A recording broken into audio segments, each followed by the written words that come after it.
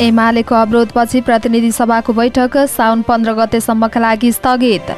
सुन तस्करीमा कर्मचारीको सरुवा गर्ने कि जिम्मेवार निकाय प्रमुखलाई बर्खास्त गर्ने भन्दै रवि लामिछानेले सोधे संसदमा प्रश्न।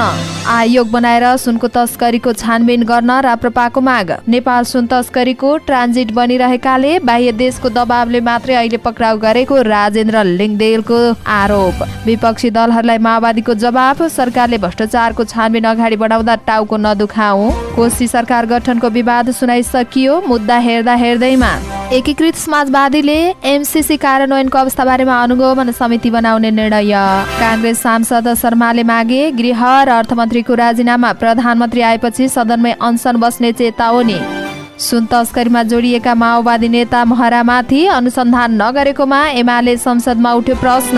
ठाकुर गैरेको दाबी। सत्तापक्षले सदनमा जलहारीको चर्चा चलाएर एयरपोर्टबाट सुन तस्करी गरेको पुष्टि भयो।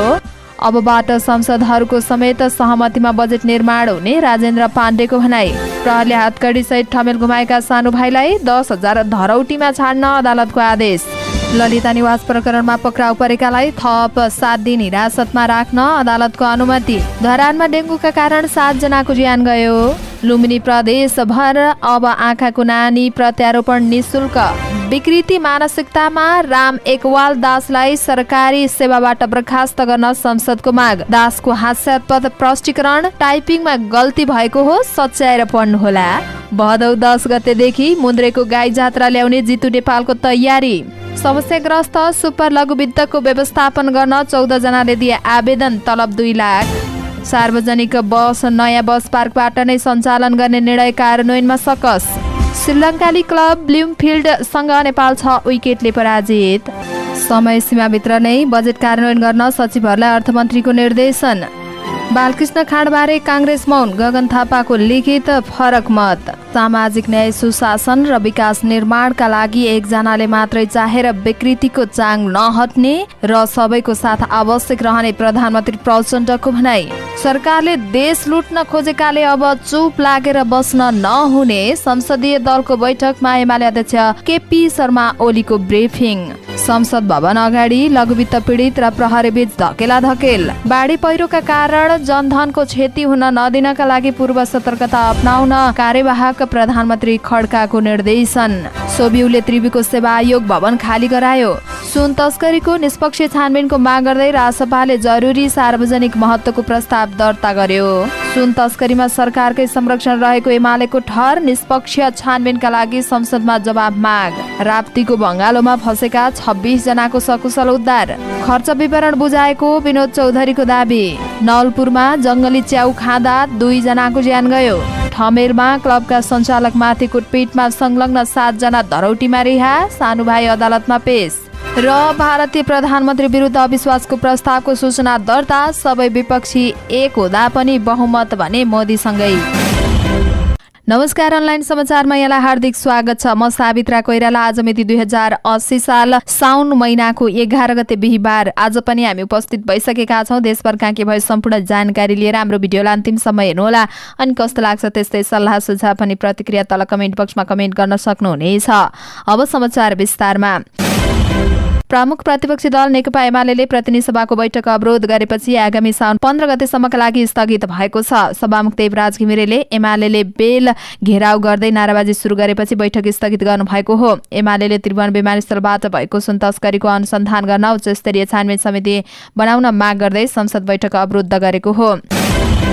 राष्ट्रिय स्वतन्त्र पार्टीका सभापति रवि लामिछानेले सुन तस्करीको ठूलो सेटिङ भएको दावी गर्नु भएको छ। प्रतिनिधि सभाको बैठकमा बोल्दै उहाँले सामान्य कर्मचारी सरुवा गरेर जिम्मेवार निकायलाई प्रमुखलाई जोगाइराखेको आरोप लगाउनु भयो। यस्तो गम्भीर विषयमा विभिन्न निकायका प्रमुखहरूलाई तुरुन्तै बर्खास्त गर्नुपर्ने हो कि केही कर्मचारीलाई साटफेर गर्नुपर्ने हो, उहाँले प्रश्न गर्नुभयो। डामेर छडेपछि त्यहाँ भएको सूचना लुकाउने र अनुसन्धान प्रभावित पार्ने समय दिएको छ। कतिले फोन फर्म्याट गर्लान्, कतिले टेलिभिजनमा तामा तुलासी गर्लान्। उहाँले ट्याक्सीबाट भरिया पक्राउ गरेर मालिकलाई जोगाइरहेको आरोप लगाउनुभयो। यदि भरियालाई मालिकसम्म पुग्न दिएको भए मालिकलाई नै कराप झ्याप पार्न सकिन्थ्यो होला नि, त्यसो किन गरिएन उहाँले भन्नुभयो। उहाँले सुन तस्करीमा ठूलो सेटिङ हुने गरेको र यो निरन्तर चल्दै आएको बताउनुभयो। आफ्नो पार्टीले सार्वजनिक महत्त्वको प्रस्ताव दर्ता गराएको र गृहमन्त्रीले त्यसमा चित्तबुद्धो जवाफ नदिएमा रासोपाले अर्को कदम चाल्ने उहाँको भनाइ छ। राष्ट्रिय प्रजातन्त्र पार्टीका अध्यक्ष राजेन्द्र लिङ्गदेनले नेपाल सुन तस्करको ट्रान्जिट बनिरहेको दावी गर्नुभएको छ। प्रतिनिधि सभाको बैठकमा बोल्दै उहाँले 100 कुइन्टल बढी सुन विमानस्थलबाट बाहिरिनु सामान्य विषय नभएको बताउनुभयो। समाजलाई ठिक दिशामा ल्याउनको लागि यसको जरासम्म पुग्नुपर्छ। भुटानी शरणार्थी र ललिता निवास प्रकरणमा पनि सरकार जरासम्म पुग्न उद्यत छैन। सुन तस्करीको सूचना दिने स्रोतले को संलग्न छ भन्ने खुलाउन सक्ने बताउनुभयो। उहाँले कसैलाई देखाउनकै लागि यो सुन पक्राउ गरेको आरोप लगाउनु भयो। उहाँले भन्नुभयो नेपाल सुन तस्करको ट्रान्जिट बनिरहेको छ। सम्बन्धित अरू देशको दबावले यो प्रकरण पक्राउ परेको हो। भरियालाई पक्राउ गर्ने र नायिकालाई जोगाउने काम नगरियोस्। अनुसन्धानलाई सशक्त ढङ्गबाट अगाडि बढाइयोस्। यसबारेमा छानबिन आयोग बनाउनुपर्छ उहाँको भनाइ छ।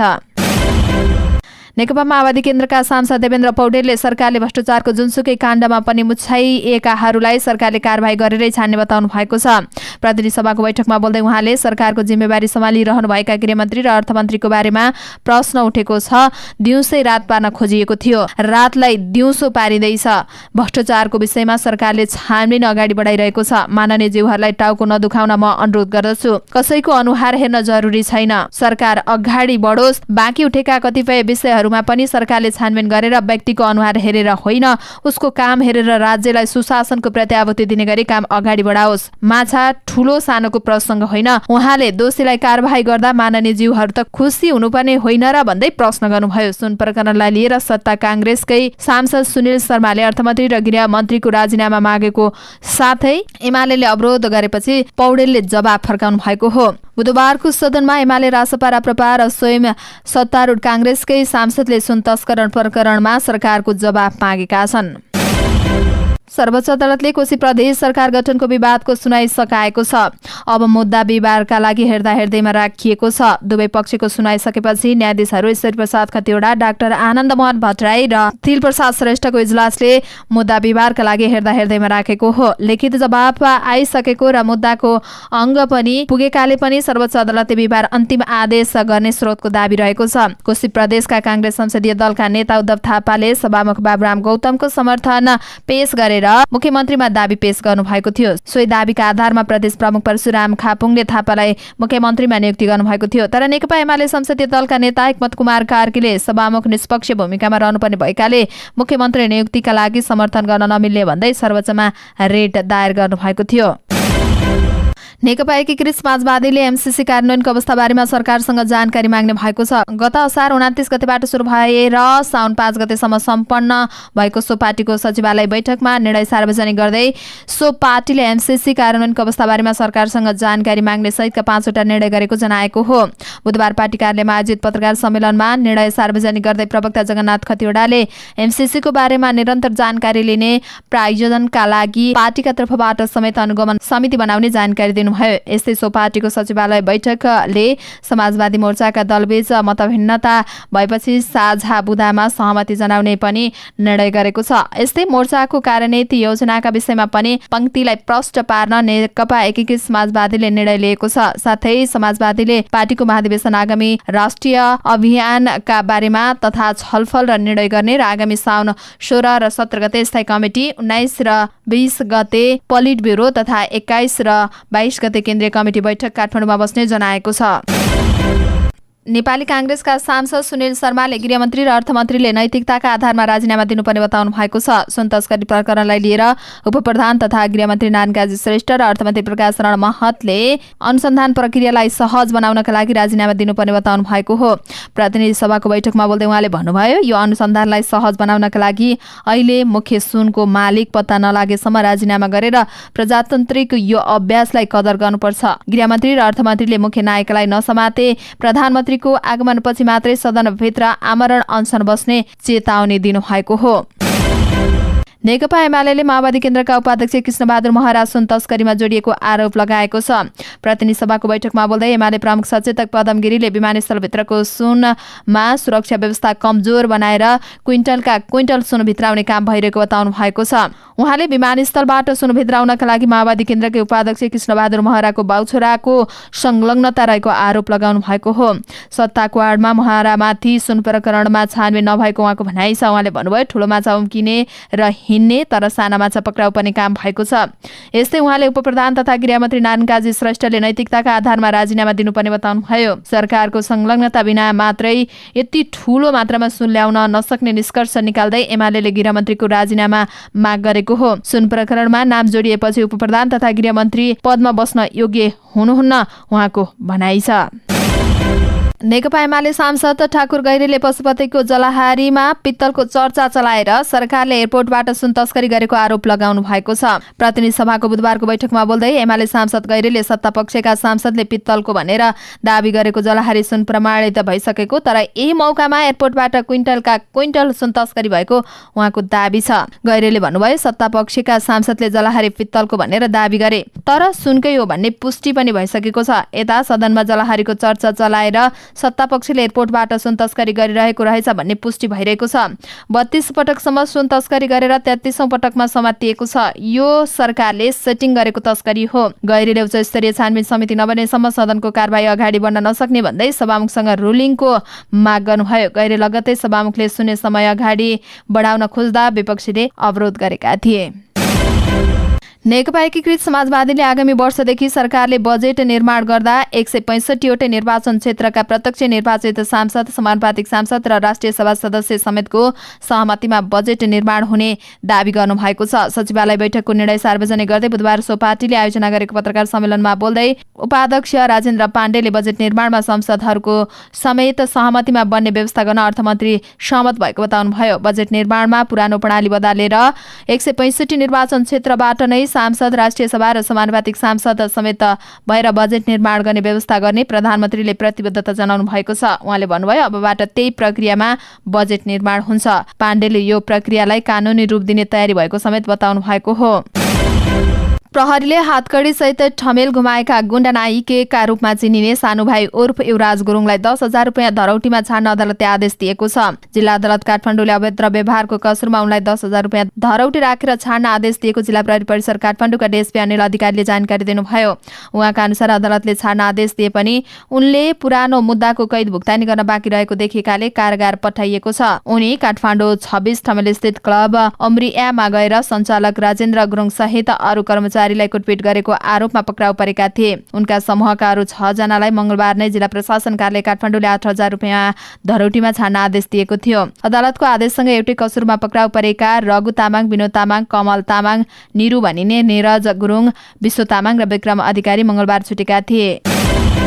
ललिता निवास प्रकरणमा पक्राउ परेकाहरूलाई थप 7 दिनमा हिरासतमा राख्न अदालतले अनुमति दिएको छ। जिल्ला अदालत काठमाडौँले बुधबार यो प्रकरणमा पक्राउ परेका मीनबहादुर गुरुङ सहित आरोपितलाई थप 7 दिन हिरासतमा राख्न अनुमति दिएको हो। आरोपीलाई थप 7 दिन हिरासतमा राख्न अनुमति दिएको सीआईबी प्रमुख एआईजी किरण बज्राचार्यले जानकारी दिनुभयो। उक्त प्रकरणमा हालसम्म 22 जना पक्राउ परिसकेका छन्। धरानमा डेङ्गुका कारण 7 जनाको निधन भएको छ। जेठ महिनादेखि धरानमा डेङ्गु फैलिएको थियो। धरान उपमहानगरपालिकाको स्वास्थ्य प्रमुख उमेश मेहताका अनुसार 3,532 जना डेङ्गु परीक्षण गर्दा 2,066 मा संक्रमण पुष्टि भएको हो। यो कुल संख्या मध्ये 58% हो। उपमहानगरपालिकाले डेङ्गु नियन्त्रणका लागि भन्दै सर्च एन्ड डिस्ट्रोयलाई नै प्रभावकारी उपायको रूपमा लिएर काम अगाडि बढाइरहेको दाबी गरेको छ। धरानका प्रमुख हर्क साम्पाङ, उपप्रमुख आइन्द्र विक्रम बेघा, स्वास्थ्यकर्मी सहितको टोलीले धरानको 11, 15 र 16 नम्बर ओडामा खोज र नष्टगर सर्च एन्ड डिस्ट्रोय अभियान चलाएको छ। धरानको 11, 15, 17 र 18 नम्बरमा बढी प्रभावित देखिएका छन्।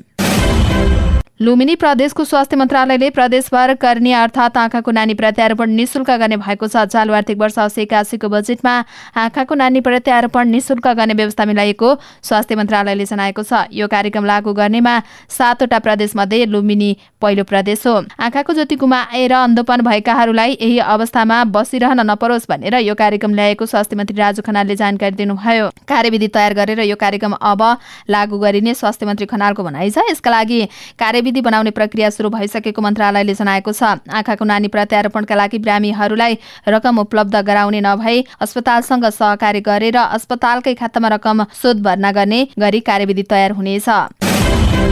लोकसेवाको तयारी पुस्तिकामा महिलामाथि घृणित शब्द प्रयोग गर्ने सरकारी कर्मचारी राम एकवाल दासलाई कारबाही गर्नुपर्ने माग संसदमा उठेको छ। बुधबारको प्रतिनिधि सभा बैठकमा एमाले सांसद ईश्वरी घरती मगरले उनलाई तत्काल निलम्बन गरी कारबाही प्रक्रिया अगाडि बढाउनुपर्ने माग गर्नुभएको हो।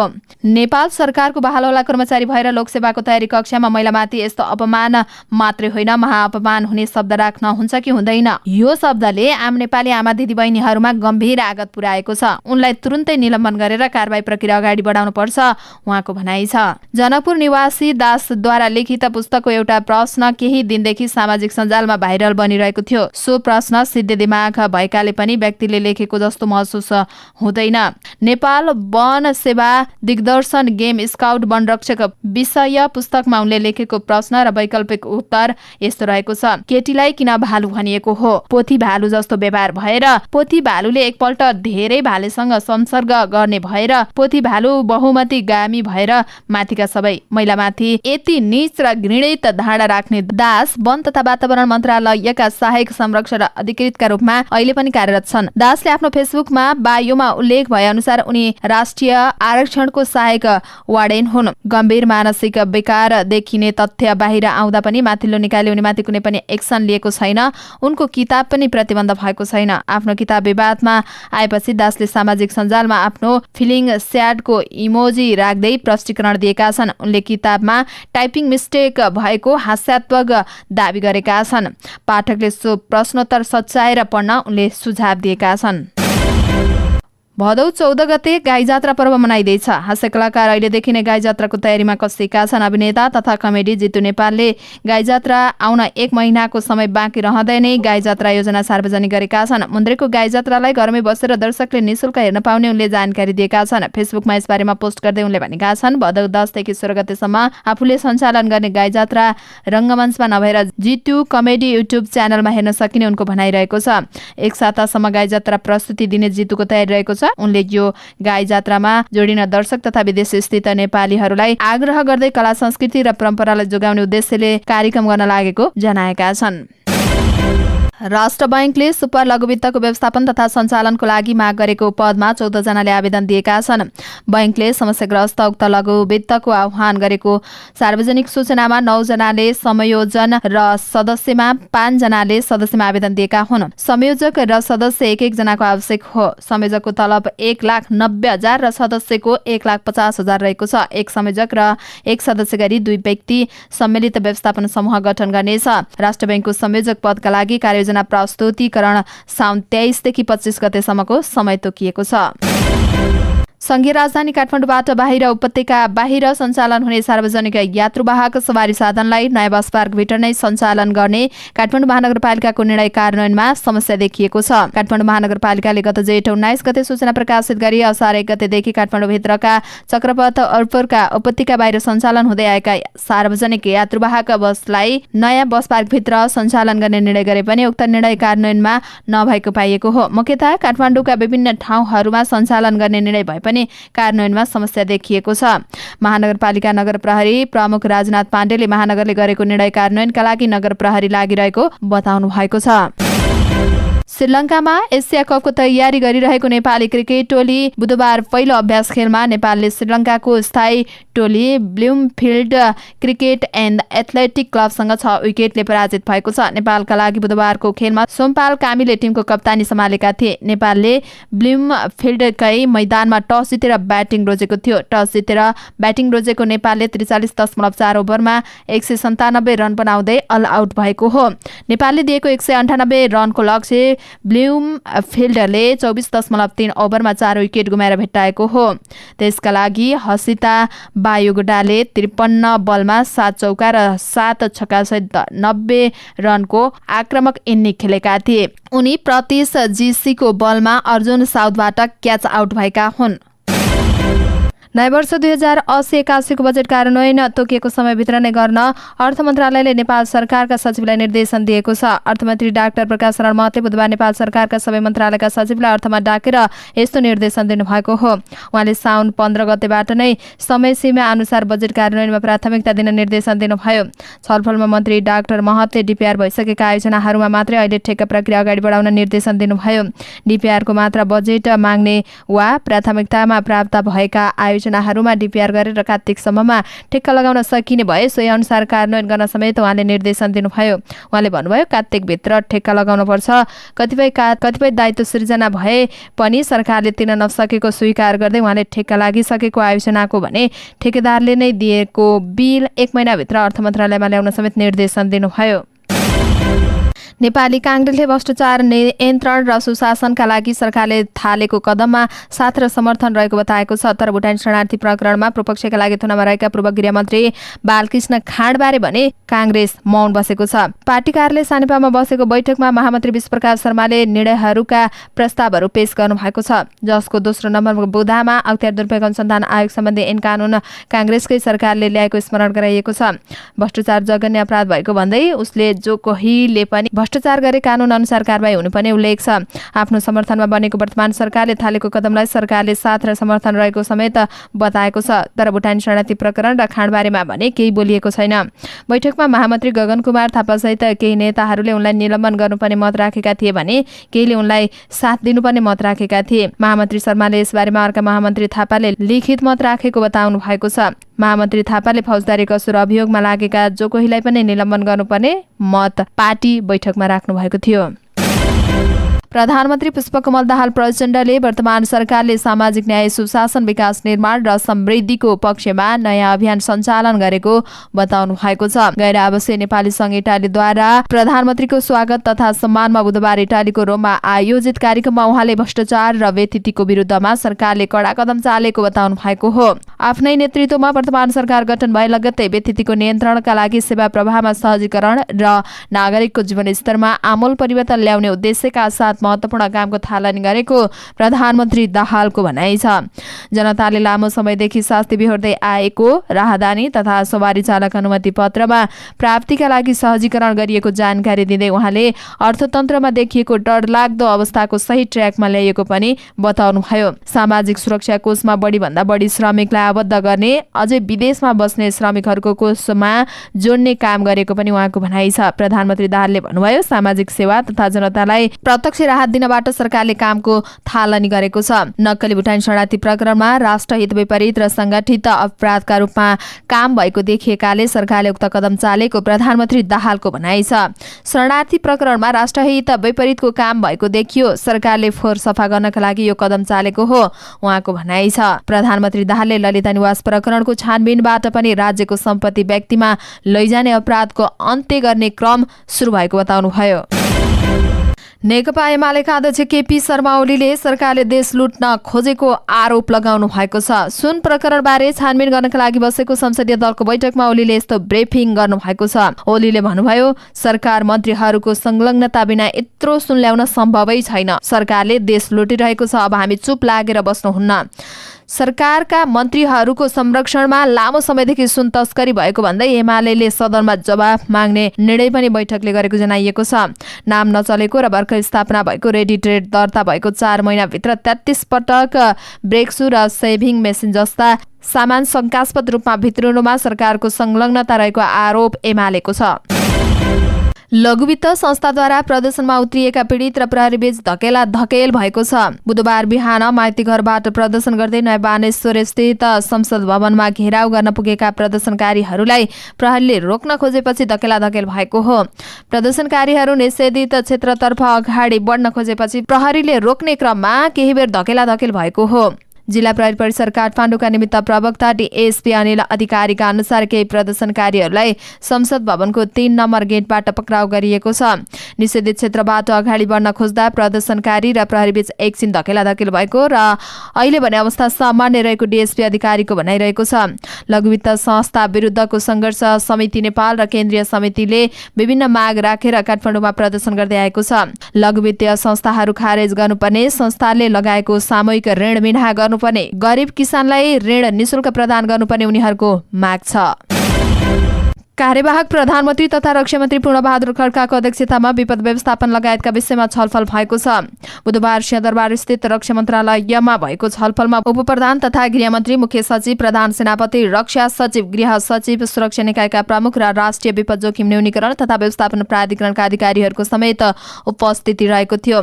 छलफलमा कार्यवाहक प्रधानमन्त्री खड्का समक्ष सम्बन्धित अधिकारीहरूले देशका विभिन्न ठाउँमा गएको बाढी, पहिरो, जनधनको क्षति र राजमार्ग अवरुद्ध लगायतका विषयमा जानकारी गराएका थिए। मन्त्री खड्काले बाढी पहिरो लगायतका कारण जनधनको ठूलो क्षति हुन नदिनका लागि तथा अवरुद्ध भएका राजमार्ग तत्काल सुचारू हुने व्यवस्था मिलाउनका साथै विपद पूर्व सतर्कता समेत उच्च प्राथमिकतामा राखेर काम गर्न निर्देशन दिनुभएको छ। साथै उहाँले बाढी पहिरोबाट कोही नागरिकहरू पीडित भइहाले तत्काल उद्धार र राहतको लागि उच्च प्राथमिकता दिन निर्देशन दिनुभयो। पीडितलाई राहत वितरणका सम्बन्धमा कुनै पनि बाधा अडचन भएमा त्यसलाई तत्काल फुकाएर काम गर्ने व्यवस्था मिलाउन समेत उहाँले निर्देशन दिनुभएको छ। देशभर सुरक्षा निकाय र सरकारी अधिकारीहरूलाई विपदको पूर्व आकलन तथा व्यवस्थापनका लागि चनाखो हुन पनि र एकीकृत रूपमा समन्वय गरी काम गर्न उहाँले निर्देशन दिनुभएको हो। स्वतन्त्र विद्यार्थी युनियनले कीर्तिपुर स्थित त्रिभुवन विश्वविद्यालयको त्रिविश सेवा आयोगको भवन छात्राको लागि बनेको र त्यही प्रायोजनमा लगाउने गरी खाली गरेको सबिउले जनाएको छ। त्यो ठाउँ खाली भयो भने छात्रावासका लागि पटक पटक भन्दै आएका हौं। अहिले जम्मा 65 जना मात्रै नयाँले गर्ल्स होस्टेलमा प्रवेश पाउँछन्, सबिउका अध्यक्ष श्यामराज ओझाले भन्नुभयो। पटक पटक सेवा आयोगले खाली गर्ने वचन दिए पनि खाली नगरेको सबिउको भनाइ छ। सेवा आयोगका पदाधिकारी 1 वर्षदेखि रिक्त रहेका छन्। विश्वविद्यालयका प्रधानाध्यापक र कर्मचारी भर्ना गर्न सेवा आयोगमा दलीय भागवण्डाको खिचातानीले हुन नसकेको जनाइएको छ। सबिउले छात्रावासको रूपमा भवनलाई खाली गर्ने उद्देश्यले कार्यालयका सामग्रीहरू बाहिर निकालेको छ। राष्ट्रिय स्वतन्त्र पार्टी रासपाले त्रिभुवन अन्तर्राष्ट्रिय विमानस्थलबाट हुने सुन तस्करीको निष्पक्ष छानबिनको माग गरेर संसदमा जरुरी सार्वजनिक महत्त्वको प्रस्ताव दर्ता गरेको छ। राष्ट्रिय स्वतन्त्र पार्टी सभापति रवि लामिछानेले बुधबार सभामुख देवराज घिमिरेलाई प्रस्ताव बुझाउनु भएको हो। विमानस्थलबाट क्विन्टलका क्विन्टल सुन तस्करी भएको सूचना र समाचार आइरहेको तर सरकारले गहिरो अनुसन्धान नगरेको रासपाको आरोप छ। राष्ट्रिय स्वतन्त्र पार्टीका सांसद मनिष झाले आफूहरूले गृहमन्त्रीको राजीनामा नमाग्ने बरु निष्पक्ष ढंगबाट अनुसन्धान छिटो सम्पन्न गर्न दबाब दिने बताउनुभयो।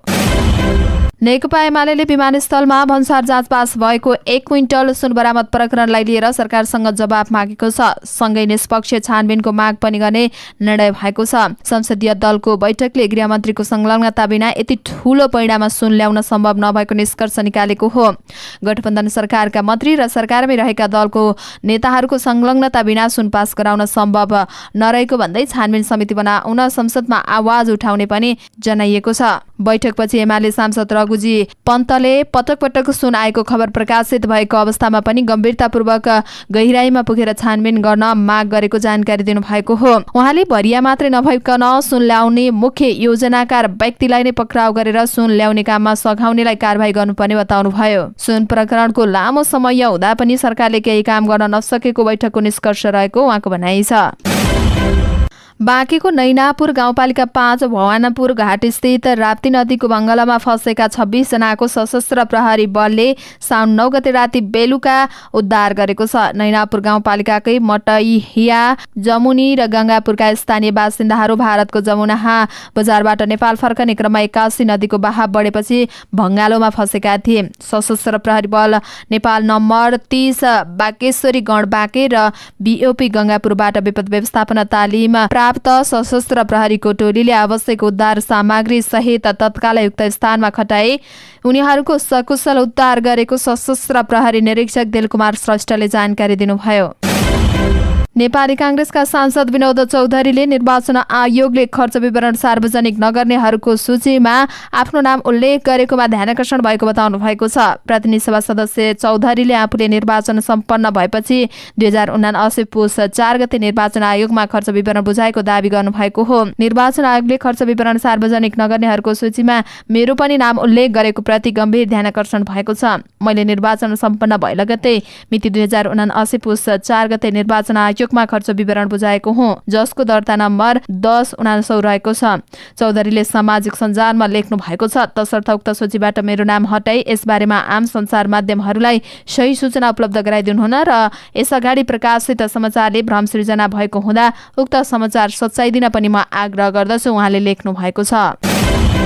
नवलपरासी बर्दाघाट सुस्तापूर्वको बौद्धिकालिका गाउँपालिका 6 मा जंगली च्याउ खाँदा 2 जनाको ज्यान गएको छ। जिल्ला प्रहरी कार्यालय नवलपरासी बर्दाघाट सुस्तापूर्वका प्रहरी उपरीक्षक भनेश्वर तिवारीले बौद्धिकालिका 6 माझडाँडाका 49 वर्षका लीलाले र 66 वर्षीय उमाकुमारी आलेको जंगली च्याउ खाँदा ज्यान गएको बताइएको छ। उनीहरूले गएको शुक्रबार स्थानीय जंगलमा पाइने च्याउ पकाएर खाएका थिए। जंगली च्याउ खाएका मध्ये ललिता आले मगर, तारा आले र खगेसरा जाली पनि बिरामी भएकामा उनीहरूको उपचारपछि निको भएको छ। बिरामी भएका लीला र उमाकुमारीलाई स्थानीय स्वास्थ्य चौकीमा उपचार हुन नसकेपछि चितवन मेडिकल कलेज भरतपुर लगिएको थियो। उनीहरूको गैराती ज्यान गएको हो।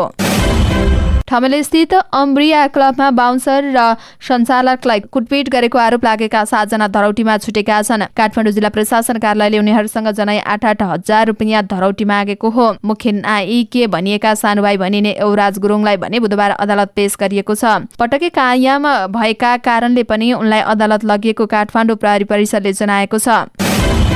भारतीय कांग्रेसले प्रधानमन्त्री नरेन्द्र मोदी विरुद्ध अविश्वासको प्रस्तावको सूचना दर्ता गरेको छ। अविश्वासको प्रस्तावको सूचनालाई दर्ता गराउनका लागि सभाका अध्यक्ष ओम बिरालले स्वीकृति दिएको बीबीसी हिन्दीले जनाएको छ। कांग्रेसका सचेतक मणिकम टेगोरका अनुसार विपक्षी दलको तर्फबाट कांग्रेसका संसदीय गौरव गोगाईले अविश्वासको प्रस्ताव पेश गर्नेछन्। अविश्वासको प्रस्तावमा सबै विपक्षी संसदहरूको समर्थन रहेको कांग्रेस आईको दाबी रहेको छ। मणिपुर हिंसामा सरकारले अभिभावक भूमिका खेल्न नसकेको र देशमा निरङ्कुशता आबि भएको भन्दै विपक्षीले मोदी विरुद्ध अविश्वासको प्रस्तावको सूचना दिएको दाबी गरेका छन्।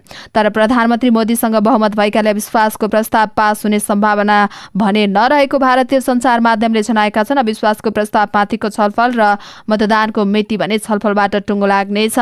यसअगाडि सन् 2018 मा पनि नरेन्द्र मोदी सरकारको विरुद्धमा विपक्षीले अविश्वासको प्रस्ताव ल्याएको थियो। सदनमा 11 घण्टा लामो छलफलपछि अन्ततः मोदी सरकारले सदनमा आफ्नो बहुमत पुर्याएको थियो। हवस् त दर्शक महानुभावहरू, आजका मुख्य समाचारहरू यति नै। हामीले प्रस्तुत गरेका विषयहरूप्रति तपाईँको धारणा के छ तल कमेन्ट बक्समा उल्लेख गर्नुहोला। साथै तपाईँलाई लागेका कुरा कुनै विषय उठाइदिए हुन्थ्यो जस्तो लाग्छ अथवा कुनै पनि विषयमा समाचार दिन छुटाएका छौँ हामीले भने तपाईँ हामीलाई हाम्रो फेसबुक पेजमा गएर मेसेज गर्न सक्नुहुनेछ अथवा तल कमेन्ट बक्समा कमेन्ट पनि गर्न सक्नुहुनेछ। तपाईँको कमेन्टले हामीलाई काम गर्नका लागि अझै ठुलो ऊर्जा दिनेछ। हाम्रो मेहनतको लागि एउटा सानो लाइक र कमेन्ट अवश्य गर्नुहोला। अनि च्यानललाई सब्स्क्राइब गर्नुभएको छैन भने सब्स्क्राइब अल नोटिफिकेसन अन पनि गर्नुहोला। हामी पलपलको न्युज अपडेटका साथ फेरि आउने नै छौँ। त्यतिन्जेलसम्मको लागि तपाईँको हरेक पल शुभ रहोस्। नमस्कार।